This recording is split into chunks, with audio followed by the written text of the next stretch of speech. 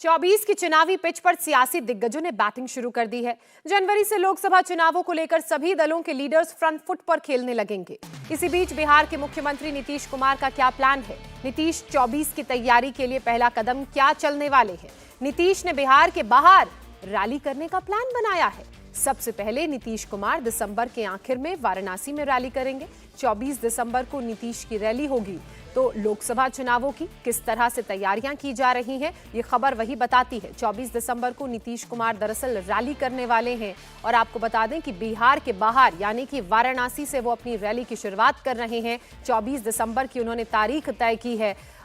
नीतीश चंद्रा मेरे सहयोगी इस वक्त फोन लाइन पर जुड़ चुके हैं, सीधे उनका रुख कर लेते हैं। नीतीश, विधानसभा चुनाव खत्म हुए, नतीजे सामने आए और किस तरह से बिहार के मुख्यमंत्री ने रैली का ऐलान कर दिया है। वाराणसी को चुना गया है, 24 दिसंबर तारीख है। क्या मायने निकालें जगह तारीख के इस रैली के लिहाज से? और गठबंधन की रैली है या नीतीश की अपनी पार्टी की? देखिए, पार्टी की तरफ से तो अभी ये कहा जा रहा है कि जेडीयू की तरफ से ये रैली की जा रही है। इसमें अभी इंडिया गठबंधन के नेता शामिल होंगे या नहीं होंगे ये अभी तय नहीं है। लेकिन जिस तरह से वाराणसी को चुना गया है और काफी जल्दी ये रैली हो रही है, दिसंबर के आखिरी सप्ताह में 24 दिसंबर की तारीख तय की गई है। वाराणसी में जगतपुर इंटर कॉलेज है, उसी मैदान में ये रैली होगी। तो निश्चित रूप से इसे इस तरीके से देखा जा रहा है कि चूंकि एक तो इंडिया गठबंधन में जिस तरह से नीतीश कुमार को खास तौर से जो उन्होंने पहल की थी गठबंधन की, उसके अनुसार जो अपेक्षाएं थी नीतीश कुमार की, उनकी पार्टी की, उस अनुरूप चूंकि उनको चीजें नहीं मिली हैं, तो अब एक समानांतर दबाव की रणनीति के तहत बिहार, यूपी और झारखंड को फोकस करते हुए नीतीश कुमार अब इन इलाकों पर ध्यान देंगे और उसकी शुरुआत ही वाराणसी से होने वाली है। इसके अलावा यूपी में दूसरी जगहों पर भी कार्यक्रम तय किए जा रहे हैं। अंबेडकर नगर, फूलपुर, वहां से कार्यकर्ता भी आए थे, फूलपुर से उन्होंने आग्रह किया था। फिर झारखंड भी वो जाएंगे। तो एक नई पहल होगी नीतीश कुमार की तरफ से। अब देखना ये है कि इंडिया गठबंधन के जो दूसरे घटक दल हैं उनके नेताओं का बिल्कुल नीतीश, रैलियों में मिलता है। नीतीश कुमार के आह्वान पर यह गठबंधन बना, वो सारी तस्वीरें हमने देखी और अब ये जो रैली होने जा रही है वो प्रधानमंत्री नरेंद्र मोदी के संसदीय क्षेत्र वाराणसी से, तो एक बड़ा संदेश देने की भी कोशिश है। बहुत शुक्रिया आपका तमाम जानकारी के लिए। इसी बीच आज शाम राजस्थान में बड़ी बैठक होगी, विधायकों के साथ वर्चुअल बात करेंगे बीजेपी के राष्ट्रीय अध्यक्ष जेपी नड्डा। राजस्थान के विधायकों से नड्डा की ये बातचीत होगी। दरअसल जब से चुनाव जीता है उसके बाद से हर किसी को इंतजार है राजस्थान, मध्य प्रदेश और छत्तीसगढ़ में मुख्यमंत्री कौन होगा।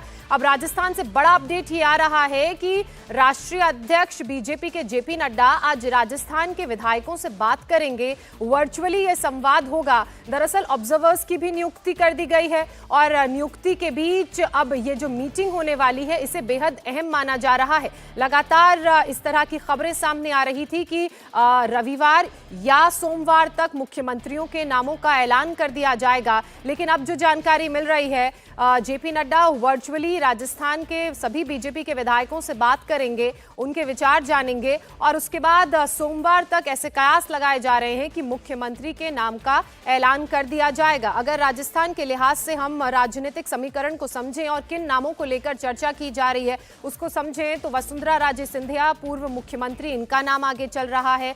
साथ ही बाबा बालकनाथ का नाम आगे चल रहा है। अश्विनी वैष्णव रेल मंत्री, उनका नाम आगे चल रहा है। हमारे पॉलिटिकल एडिटर देवेंद्र पराशर लगातार हमारे साथ बने हुए हैं। देवेंद्र, रविवार से सोमवार तक का कयास लगाया जा रहा था, लेकिन ये जो बैठक आज वर्चुअली जिसमें जेपी नड्डा विधायकों से संवाद करेंगे, इस बैठक के क्या मायने माने जाएं? क्या ये मूड समझने की कोशिश है, क्या उनकी बातों को समझने की कोशिश है? जयपुर से ये खबर आ रही है, उसमें से कई सारे विधायकों का ये कहना है कि उनके पास सूचना आई है कि पार्टी के राष्ट्रीय अध्यक्ष जेपी नड्डा के साथ वर्चुअली उनका संवाद होगा। अब समझा जा सकता है कि इसका मतलब ये है कि एक साथ ये संवाद नहीं होने वाला है, बल्कि अलग अलग समय पे कुछ विधायकों के साथ वो बातचीत करेंगे, क्योंकि वो संख्या इतनी ज्यादा है कि समझा जा सकता है कि सबसे बात करना तो मुश्किल ही रहेगा। लेकिन निश्चित तौर पर कुछ प्रमुख नेताओं के साथ, प्रमुख विधायकों के साथ बातचीत करके शायद जेपी नड्डा पार्टी का जो संदेश है राष्ट्रीय अध्यक्ष के तौर पे वो उनको दे देंगे कि पार्टी का जो भी फैसला हो जिससे उसको बहुत आसानी से स्वीकार किया जाए, क्योंकि कल संभव है कि पर्यवेक्षक वहाँ पे जाएं और सोमवार को विधायक दल की बैठक होनी है। तो उस बैठक से पहले राजस्थान को लेकर ही बीजेपी का एक कंसर्न है। मध्य प्रदेश या छत्तीसगढ़ की बात कर लें तो वहाँ पे कोई भी कंसर्न नहीं है, लेकिन राजस्थान की जो प्रकृति है, राजनीतिक प्रकृति, उसमें आप देखते होंगे कि बाकी राज्यों की तुलना में किसी भी दल में, चाहे कांग्रेस की बात कर लें या बीजेपी की बात कर लें, बगावती राजस्थान में ज़्यादा आते हैं। वो बगावती ऐसे भी होते हैं कि चुनाव भी जीतते हैं। तो ये राजस्थान की एक फितरत सी रहती है बगावत करने की। तो उस कंडीशन में कोई वैसी तस्वीर उभर कर सामने ना आ जाए कि कुछ लोगों ने नाराजगी जता दी, विधायक दल की बैठक में कुछ ऐसी बात कर दी है जो कि पार्टी की सेहत के लिहाज से ठीक ना लगे, पार्टी की छवि के हिसाब से ठीक ना लगे। इन सारे बैकग्राउंड्स को ध्यान में रखते हुए समझा जा सकता है कि पार्टी के राष्ट्रीय अध्यक्ष जेपी नड्डा आज उन लोगों से वर्चुअली जुड़ेंगे जो कि राजस्थान से खबर आ रही है। तो फिर वो किस प्रकार का संवाद करेंगे। वही कल वाली बात मैं आपसे पूछ रही हूँ कि मतलब ये मान के चला जाए कि केंद्र की तरफ से नाम चेहरा तय हो चुका है, अब ये मैसेज केंद्र का विधायकों तक पहुंचाया जाएगा और उसी के लिए सारी बैठकें हैं।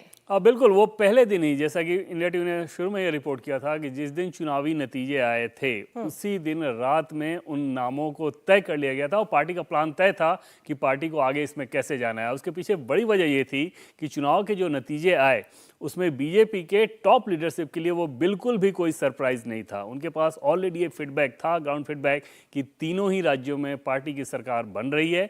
तो आगे का पार्टी का प्लान कैसा होना चाहिए, कौन सरकार के मुखिया होंगे, मंत्रिमंडल गठन कैसा होना चाहिए, इन सारी चीज़ों को लेकर एक ऑलरेडी एक प्लान था। उसके बाद चुनावी नतीजे के बाद उस रात में तय कर लिया गया था कि क्या क्या नहीं करना है, क्या करना है। उसकी जो इम्प्लीमेंटेशन की, यानी कि उसको क्रियान्वित किस रूप में करना है, उसको लेके या सारे स्टेक होल्डर्स को कैसे आपको ऑन बोर्ड रखना है, उसको लेके इतना समय लगा। जी देवेंद्र बने रहिए। इसी बीच एक और बड़ी जानकारी अपने दर्शकों को दे दूं। मध्य प्रदेश की बात कर लें तो मध्य प्रदेश में सोमवार को बीजेपी के विधायकों की बैठक होगी।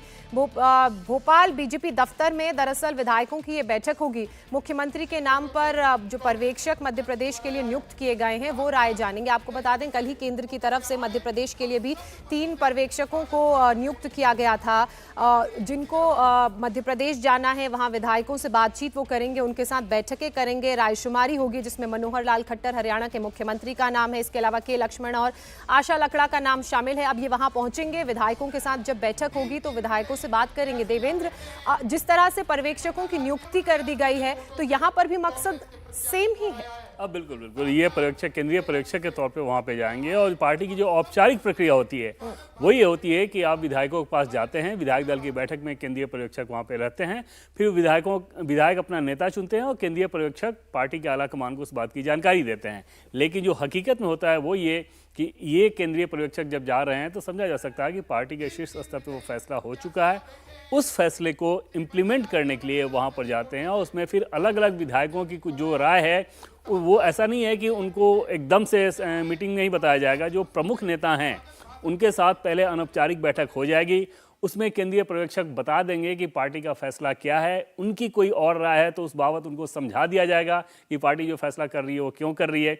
ये सारी कवायद हो जाने के बाद तब फिर विधायक दल की बैठक बुलाई जाती है औपचारिक तौर पर और उस बैठक में नाम का ऐलान कर दिया जाता है। और इसमें एक दिलचस्प चीज मैं आपको बताऊं कि तीनों ही राज्यों के पर्यवेक्षकों की अगर बात करें, हर जगह 3-3 पर्यवेक्षक हैं, इनमें से भी किसी को ये जानकारी अभी नहीं दी गई है कि नेता कौन होगा, यानी कि मुख्यमंत्री कौन होंगे तीनों ही राज्य में। जी, लेकिन मध्य प्रदेश के लिहाज से देवेंद्र अगर हम चीजों को समझें तो राजस्थान वाली चीजें नहीं है, उतनी प्रेशर पॉलिटिक्स हालांकि मध्य प्रदेश में देखने को मिल नहीं रही है। लेकिन क्या फैक्टर्स रहेंगे? क्या 24 में जो विनेबिलिटी ला सकता है, जिसके पास एबिलिटी है 24 की लोकसभा सीटों को जिताने की, क्या इन फैक्टर्स को ध्यान में रखा जाएगा मुख्यमंत्री बनाते हुए? विनेबिलिटी की बात करें 24 के लिहाज से तो उसमें पार्टी को ये बखूबी मालूम है कि उनके पास एक ही चेहरा है और उसी चेहरे के साथ आपको जाना है। जब विधानसभा चुनाव में उसी चेहरे के सहारे जीत मिली है तो आप समझ सकते हैं कि लोकसभा चुनाव में जब खुद उस व्यक्ति के लिए आप वोट करना होगा तो कितना आसान काम है। जी, मैं आपको रोकना चाहूंगी।